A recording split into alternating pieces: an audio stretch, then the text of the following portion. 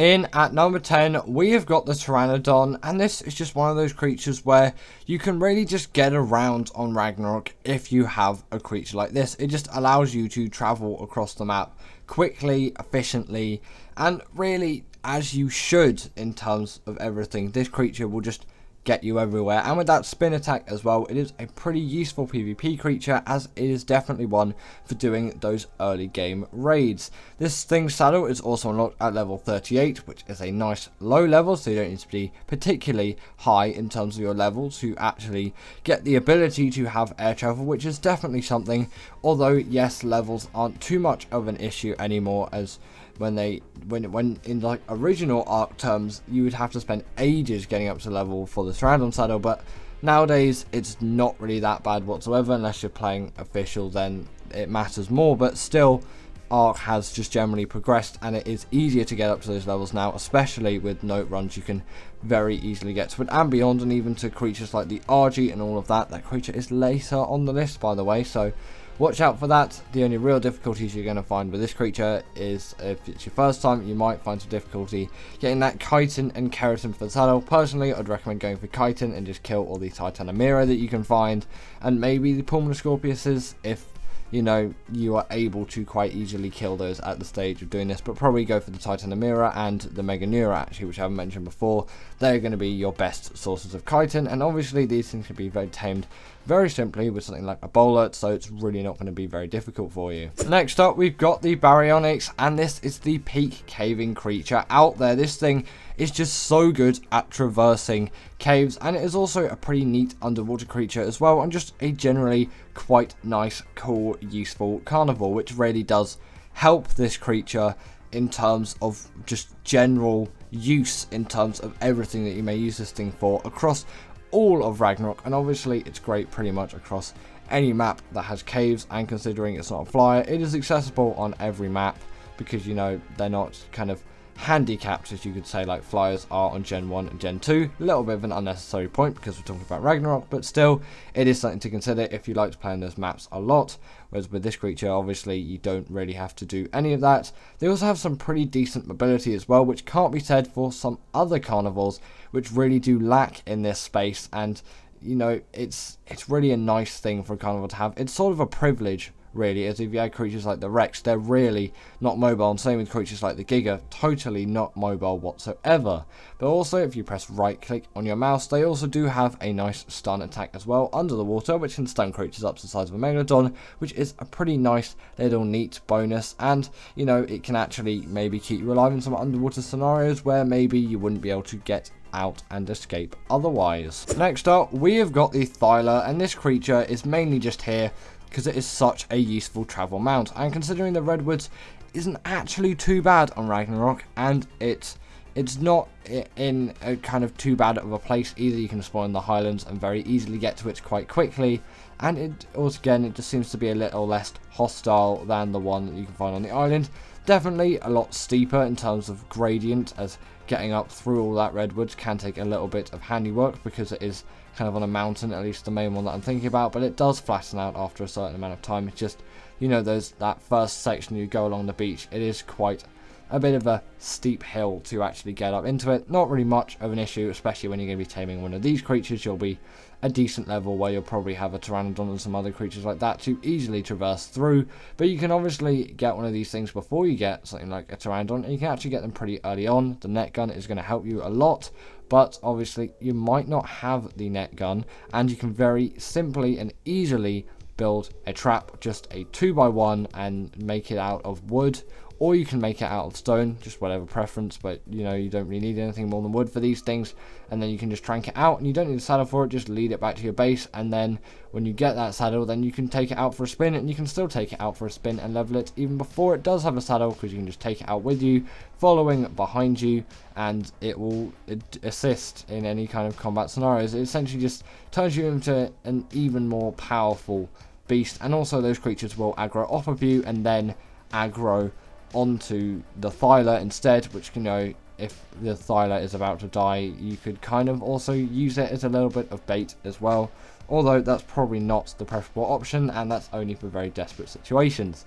The Thler also deals the bleed ability, which really does assist it when it comes to combat, as it deals damage on a percentile based scale instead of just raw damage. So no matter the creature you're facing, it will always deal a certain percentage of damage with that bleed ability, which is really cool. In at number 7, we have got the Giganotosaurus, and this creature is just such a big, hefty creature, and considering how abundant it is in the Highlands biome, I kind of do have to include it on this list, although it is kind of slightly outdated, whereas some newer creatures. Actually, the next creature on the list is a preferable creature in my opinion, probably obviously why it is higher up on the list, but still, this really does pack a punch, and especially considering how much they spawn in Ragnarok, I have to include it here. The Tiny Tim has to continue its reign, although it kind of could deal with a little bit of a TLC. Not saying a lot, I'm just a little bit, which could kind of get it back into the modern days of Ark, because like I've said so many times on this channel, Ark is really an evolving game, no pun intended, and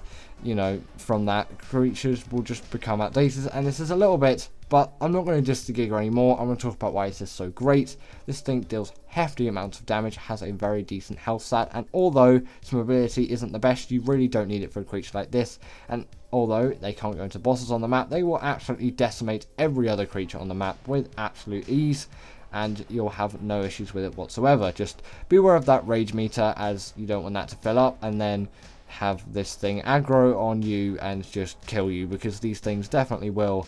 They are just so powerful, big, huge beasts. And next up, we have got the Kronosaurus, and this creature is the one that I was talking about. It is essentially the Giga, but now of the modern age, so maybe the Giga doesn't need a TLC because this creature exists, which, you know, kind of does get around the solution, but still, I really don't want to leave the Giga behind. But essentially what this thing has is it does not have that rage meter anymore, and obviously from that it means it has a much more kind of reliable health stat, and also it deals the bleed ability, which the Giga doesn't. It does when it's wild, it does not when it's tamed, and also once that blood rage is full up to the max, it deals more damage than the Giga as well.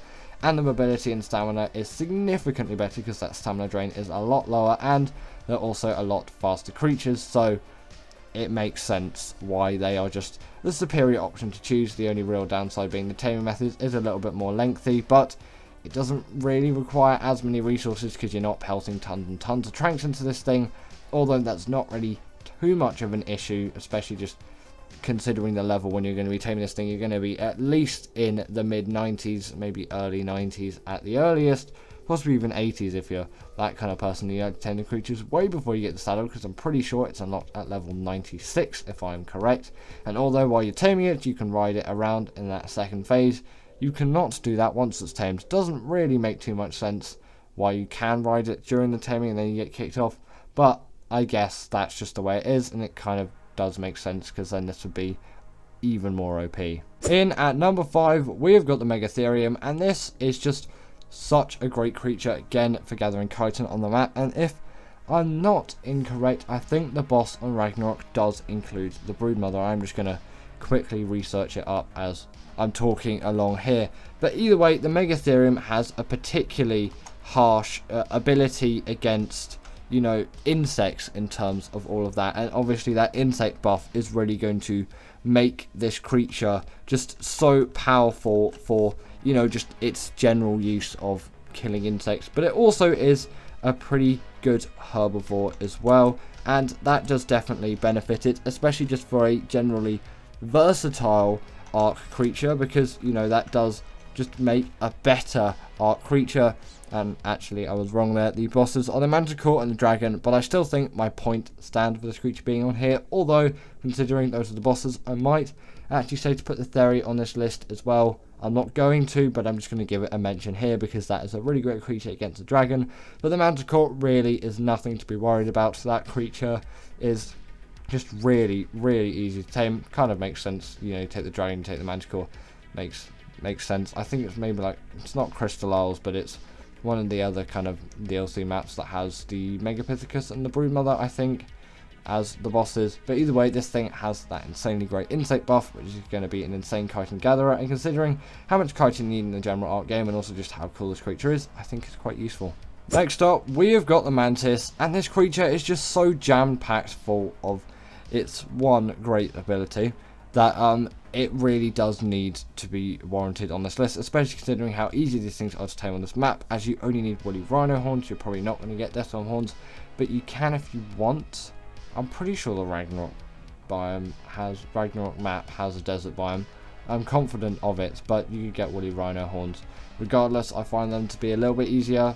Again, pretty confident that the Ragnarok map has the desert biome in it.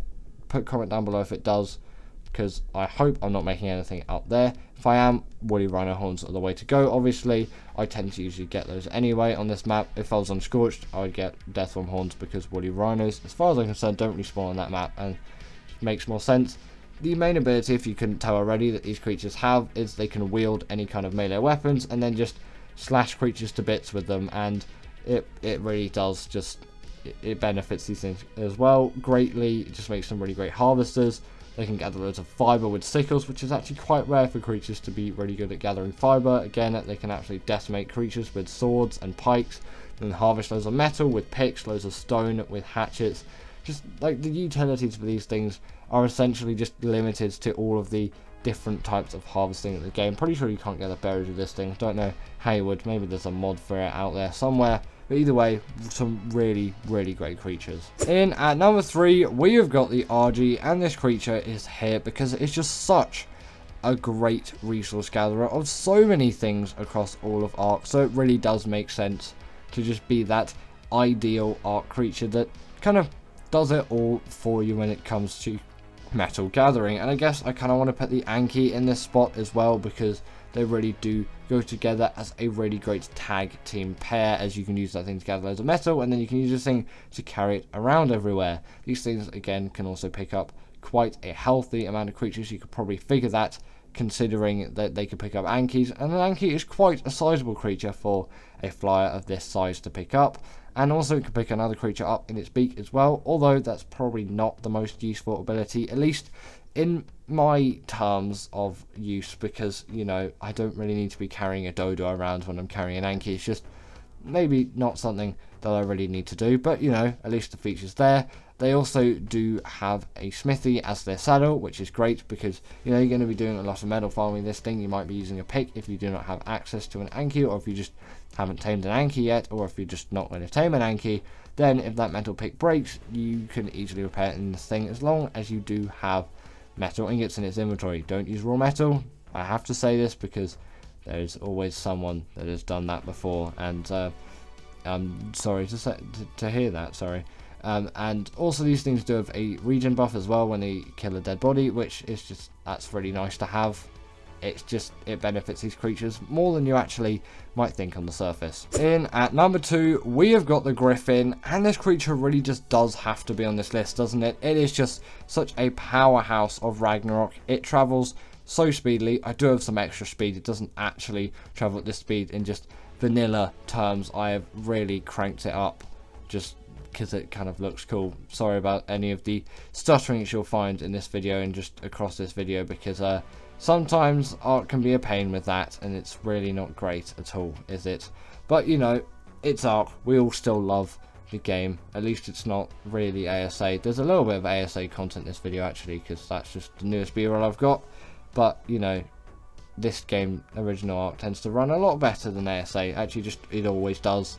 And now I'm kind of in the state where I'm like, oh, normal Ark actually runs alright. But I'm in a biased situation, as I do have a 3090, so, you know, I can't really make the biggest judgment on that, because I do have a really powerful GPU.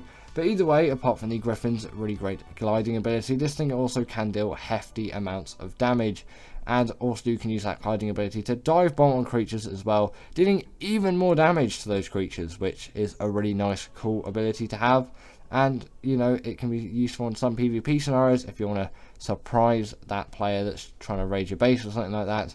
Really not too great at making up PvP scenarios, but I'm sure it has definitely come in useful, in handy, not in useful, many a time. And also on top of that, these things are really great for doing Wyvern trench runs, because that's probably something which you're going to want to do on Ragnarok. And that also, from that, I just gave you a massive hint to what the creature is in at number 1.